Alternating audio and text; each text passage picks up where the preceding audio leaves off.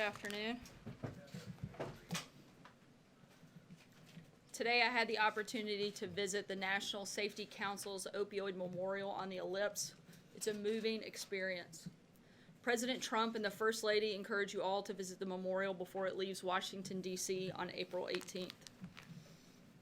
Today at the Summit of Americas in Lima, Peru, Assistant to the President and Advisor Ivanka Trump oversees Private Investment Corporation, and the acting U.S. Secretary of State announced OPIC's two-time America Latin American Women's Initiative, say that fast, which will mobilize $500 million in private capital to invest in projects that empower women in Latin America.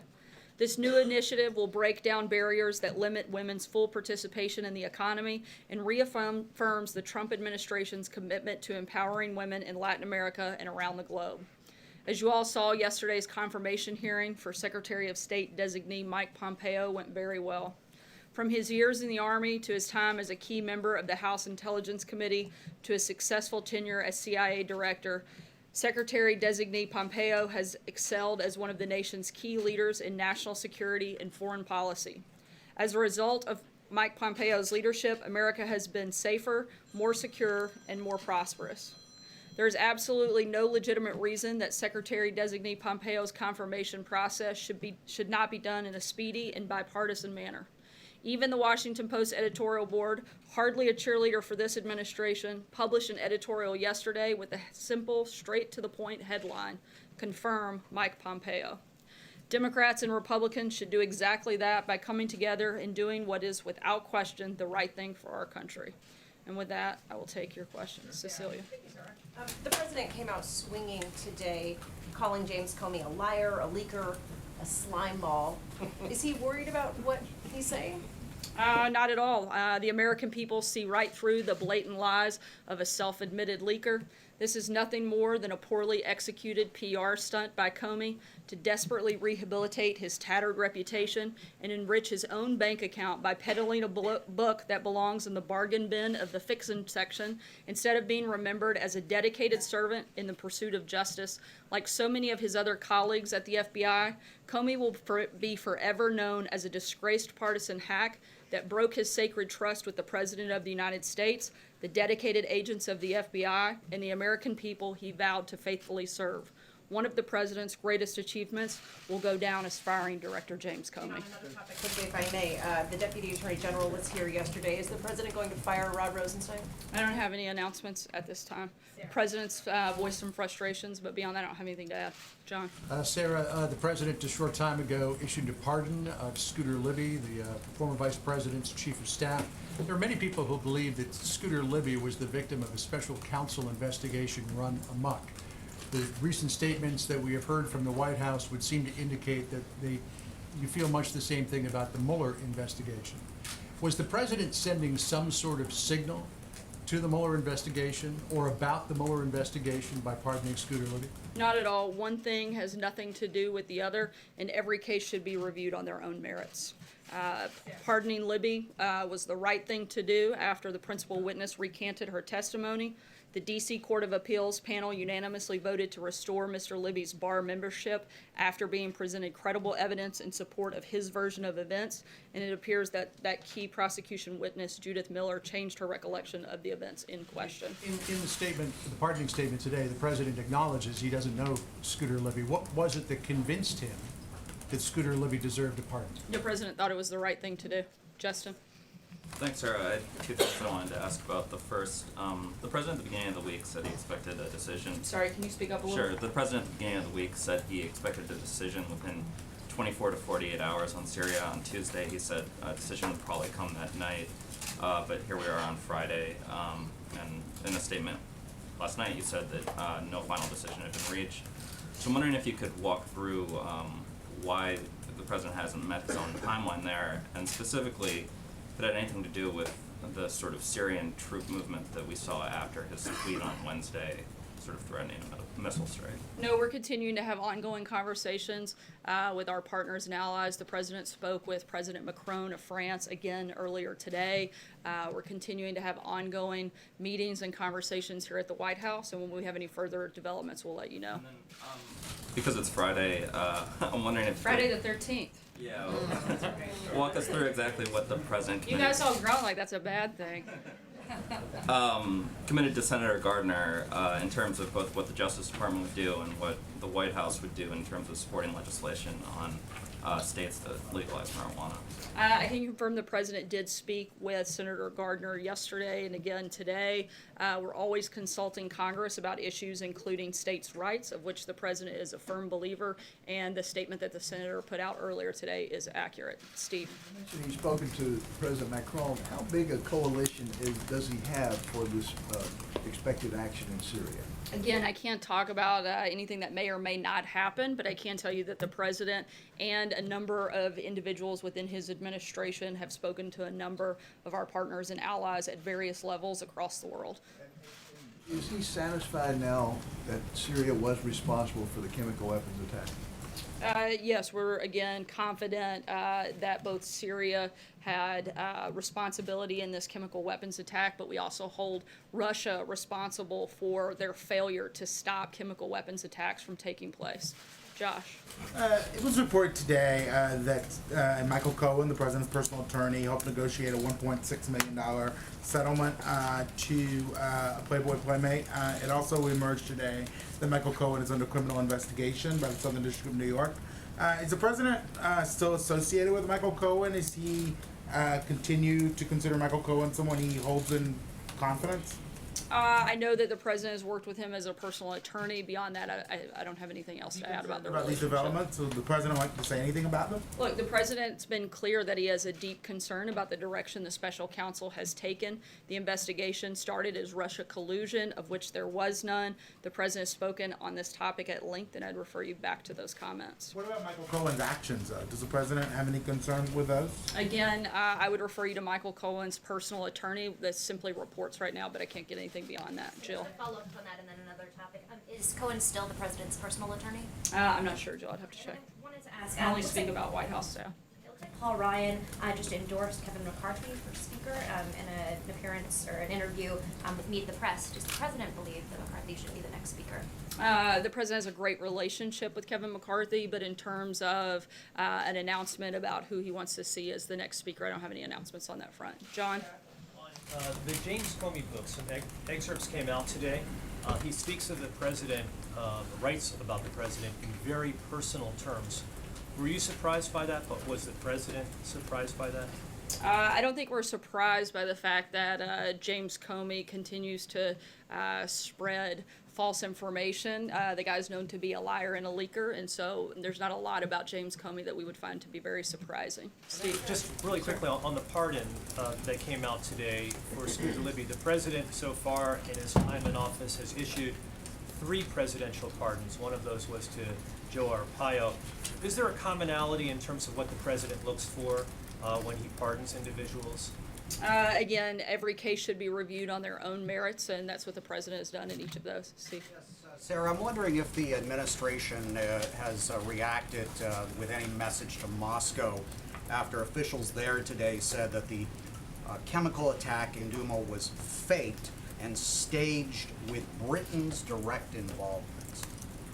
Certainly, our intelligence tells us otherwise. I can't go beyond that, but again, we have a very high confidence that Syria was responsible, and once again, Russia's failure to stop them and their continued disaction on this front has been part of the problem. April. Sarah, what part does the president bringing Russia into the Syria equation now cause for the delay in the strike timeline? Again, we are continuing to have ongoing conversations with partners and allies, assess the information, and once a decision's made, we'll let you know. Dave? Thanks, Sarah. The Justice Department Inspector General came out with his long-awaited report this afternoon on former FBI Deputy Director Andrew McCabe, saying that he improperly leaked information about the Clinton Foundation investigation to a reporter, and then lied to James Comey about it and under oath to 2 FBI investigators. Do you have a reaction to that, and does that, in your mind, validate the decision to fire McCabe? I haven't seen the full report, but it sounds like 2 peas in the pod with McCabe and Comey. McCabe was fired in disgrace for misconduct and lying about it. Beyond that, I don't have anything at this point. Francesca? Thank you, Sarah. You said that that James Comey was a liar, that he's a leaker, that he made false representations or claims. Other than what the president tweeted this morning about lying under oath to Senator Grassley, what exactly has he said that's false or a lie? Comey claimed reopening the Clinton investigation when he did was based on merit. Now he says it was based because of poll numbers. Comey claimed the president told him to stop investigating Flynn after he previously testified that no one told him to stop investigations. He also, even the media has reported that officials have determined that Comey leaked 4 memos, at least 4 that we know about, with classified information. I think it's very clear that Comey has a credibility problem. The other thing is clear, this is one of the few issues in Washington that both Democrats and Republicans agree on. He's been criticized by the legal community for leaking sensitive information, and organizations promoting good government found Comey's leaking grounds for firing. Multiple Democrats, including some of the biggest leaders in the Democrat Party, have also attacked Comey. Minority Leader Pelosi said Comey was maybe not in the right job. Senator Schumer said he was appalled by what Comey did and did not have confidence in him any longer. Senator Bernie Sanders said Comey acted in an outrageous way. Clinton's running mate, Senator Kaine, said Comey is responsible for the lowest moment in the history of the FBI. Even Congresswoman Maxine Waters said Comey has no credibility. The FBI should be independent and not led by a political hack. Comey's higher loyalty is pretty clear that it's only to himself. If you can get this group of people and others like Mark Meadows and a number of others to agree on something, I think that you'd have to be right. Jim? What about the dossier, though? Sarah, what about the dossier? Did he also lie about the dossier in his conversation with President Trump about that?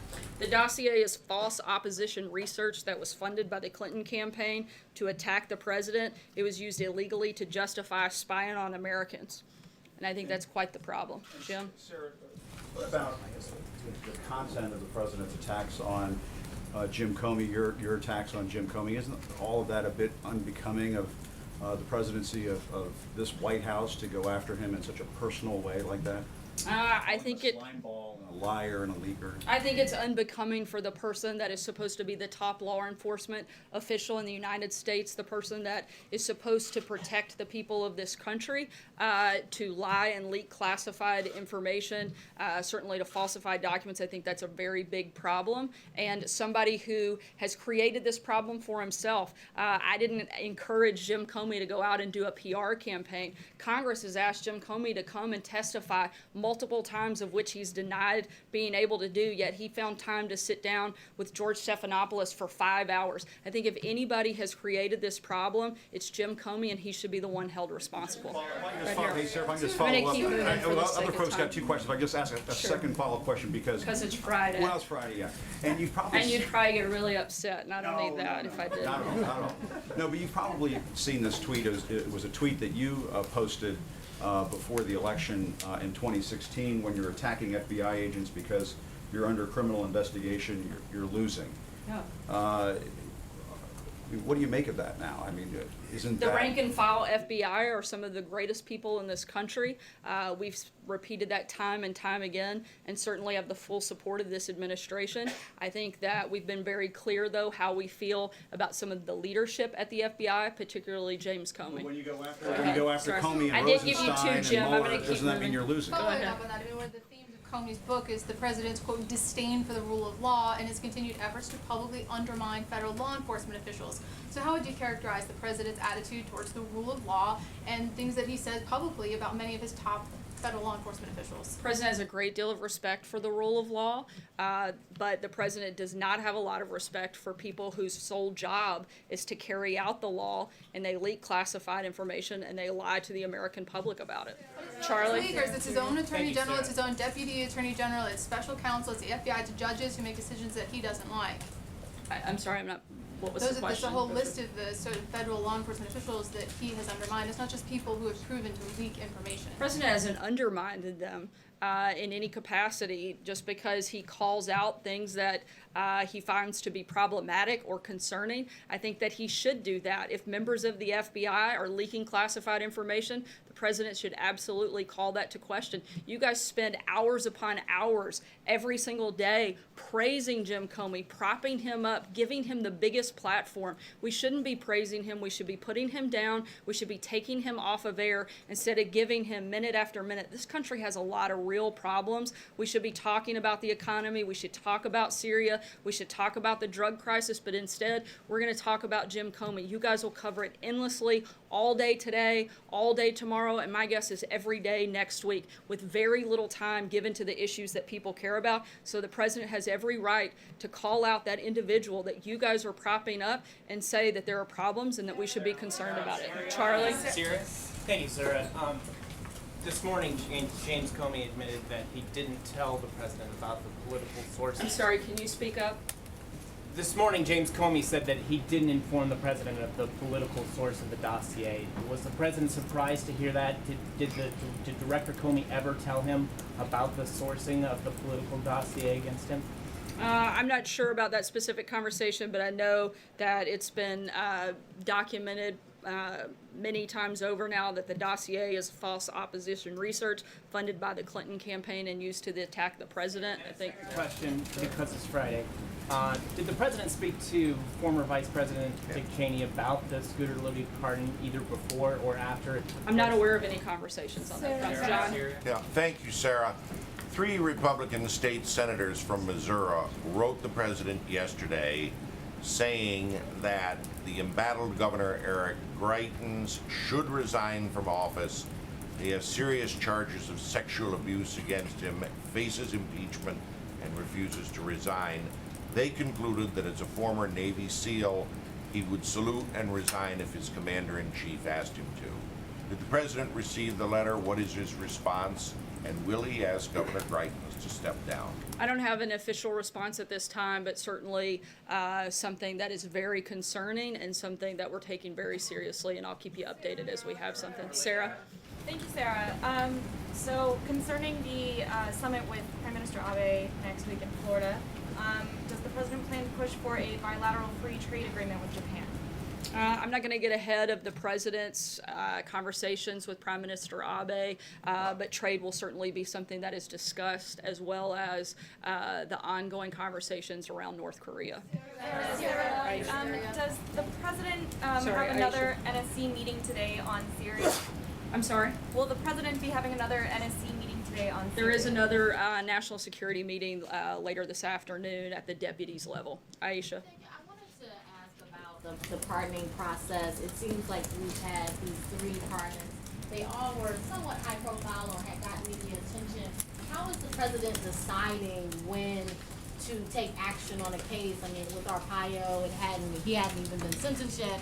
The Scooter Libby case was very old. So how are you deciding when to take action on these cases? And can a normal person who feels like they've been like unjustly convicted, can they get their case to the White House? I mean, there's a Justice Department process, but it seems like the president is taking special interest in certain cases. Again, the president has exercised constitutional authority, and he determines when and how he's going to use that when it comes to the pardon process. He looks at each one individually and makes a decision, and we make that announcement. Nadia? Sarah. Thanks a lot, Sarah. Who are you calling, Brian? I was sorry, I was calling on Nadia, and then I'll go to Brian. All right, thank you, Sarah. The OCPW is sending inspectors to Syria. Do you think this is a futile exercise since you already have the evidence that actually they have chemical weapons? Once again, we are confident in the intelligence that we have and in the fact that we know that Syria is responsible for these actions. Take one last question, Brian. Thanks, Sarah. I'll do 2. One on Syria and one on the Department of Justice. On Syria, the president has publicly said that he wants to get out of Syria. Has this strike changed his mind on that? And is he considering other options other than a plan to pull out U.S. forces from Syria? And if you could just answer that. I'm sorry, what was the last part? Is he considering other options other than a long-term strategy to get U.S. forces out I don't of have Syria? any additional changes to policy in Syria at this time. And in terms of options, all of our options are on the table, and we're continuing to look at those, and we'll make an announcement then. Question about the Department of Justice. What does the president have to say to Republican lawmakers who believe that firing Mueller would be suicide, as Grassley has said, or firing Rosenstein could mean the end of the presidency for Donald Trump, as Lindsey Graham has said? I'm not going to get into hypothetical situations. The president's taken no action on that front, and I'm not going to get into back and forth on a hypothetical. Response for Republican lawmakers who are counseling him not to take an action like that? As with a number of issues, the president talks to a lot of different lawmakers on a number of topics. He's going to continue consulting with them, not just on this, but on some very big issues that our country is facing, and that's what his focus is actually on. Thanks so much, guys. Happy Friday.